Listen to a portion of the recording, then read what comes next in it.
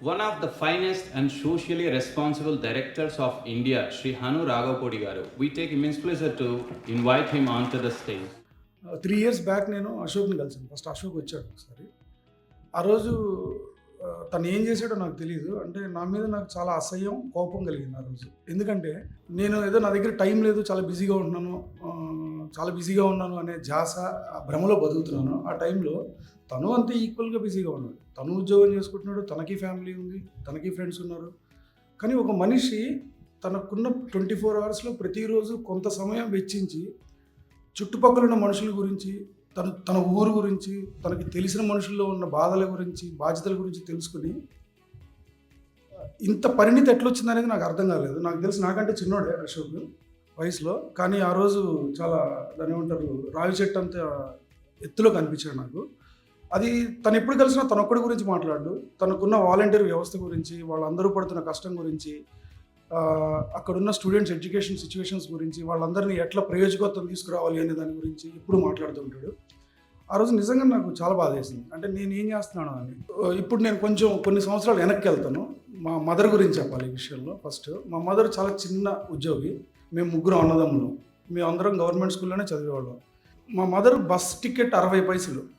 తను కోర్టుకి వెళ్ళడానికి, కోర్టులో చేసేవాళ్ళు ఉద్యోగం, చిన్న ఉద్యోగం. సో 60 పైసలు నేను ఖర్చు పెడితే వీళ్ళకి రేపొద్దున ఎక్కడైనా అవసరం అవుతుందేమో అని చెప్పి నడుచుకుంటూనే వెళ్ళేది. ఇది ప్రతి ఒక్క మిడిల్ క్లాస్ ఫ్యామిలీ జరిగే స్టోరీ. ఇక్కడ విషయం ఏం లేదు, దీనికి పెద్ద విలువ లేదు. నాకొక్కడికి ఉండాల్సిన విలువ అది, మీకు అనవసరమైన విషయం అది. సో ఏంటంటే మా మదర్ బేసిక్గా బాగా చదువుకున్న వ్యక్తి. మేము గవర్నమెంట్ స్కూల్లోనే చదువుతున్నాం. సో ఈవినింగ్స్ ఏంటంటే మాకు ట్యూషన్ చెప్పేది మా మదరే, మా ముగ్గురికి కూడా. సో మాతో పాటు నా క్లాస్మేట్స్ అవ్వచ్చు, మా ఇంటి చుట్టుపక్కల ఉన్న వాళ్ళు అవ్వచ్చు, వాళ్ళందరికీ కూడా అలాగే చెప్పేది.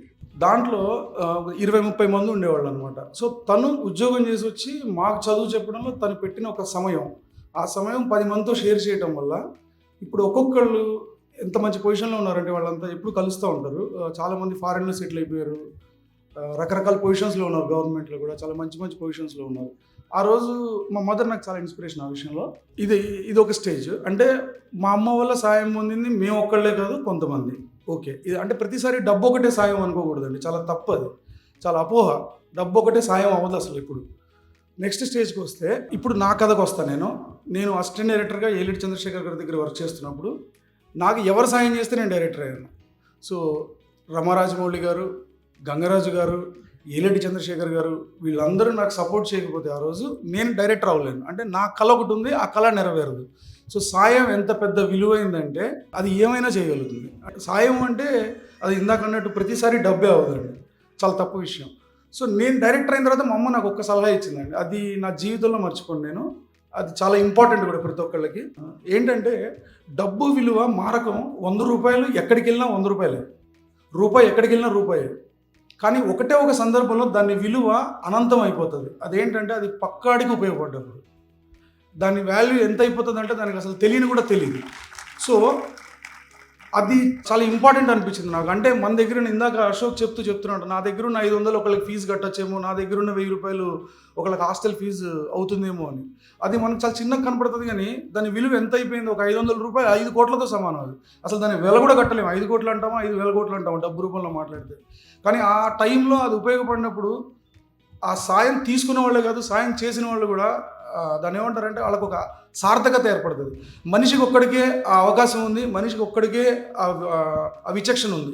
దాన్ని మనం సద్వినియోగం చేసుకుంటాము, దుర్వినియోగం చేసుకుంటాం అనేది పూర్తిగా మన మీద ఆధారపడిన విషయం. ఇది నేను చెప్పాలనుకున్నాను. But Ashok, thanks ma'am. నువ్వు కలవకపోతే నేను ఏమైపోయినా కూడా నాకు తెలియదు. Thank you very much. And one more thing sir, Jayaprakash garu, you're legend sir. ఇంకొకటి, ఇప్పుడు నేను పెద్ద ఫ్యాన్ సార్, నేను రాగానే రవి కూడా చెప్తున్నాను. ఈ సందర్భంలో ఇక్కడ మిమ్మల్ని కలవటం నాకు చాలా చాలా ఆనందంగా ఉంది.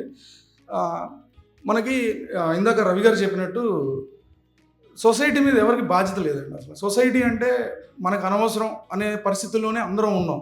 ఇందాక నేను అన్నట్టు ఈవెన్ నేను కూడా, అందరూ ఈ టైంలో ఒక వ్యక్తి, ఒక లెజెండ్ అనాలా ఏమనాలా కూడా తెలియదు. అంటే నాకు తెలిసి ఆయన లాంటి వ్యక్తిని నేను చూడలేదు ఈ రోజు వరకు. నాకున్న 40 సంవత్సరాల వయసులో నాకు ఊహ తెలిసిన దగ్గర నుంచి ఏ లెవెల్ నుంచి, ఎక్కడి నుంచి ఆయన వాలంటీర్ రిటైర్మెంట్ ఎందుకు ఇవ్వాలి, అవసరం లేదు. ఆయనకు ఓన్లీ సొసైటీ మీద ఉన్న బాధ్యత. ఈ రోజుకి మీరు ఎప్పుడన్నా ఆయన వీడియోస్ చూడండి, ఆయన చాలా అవసరం మీకు.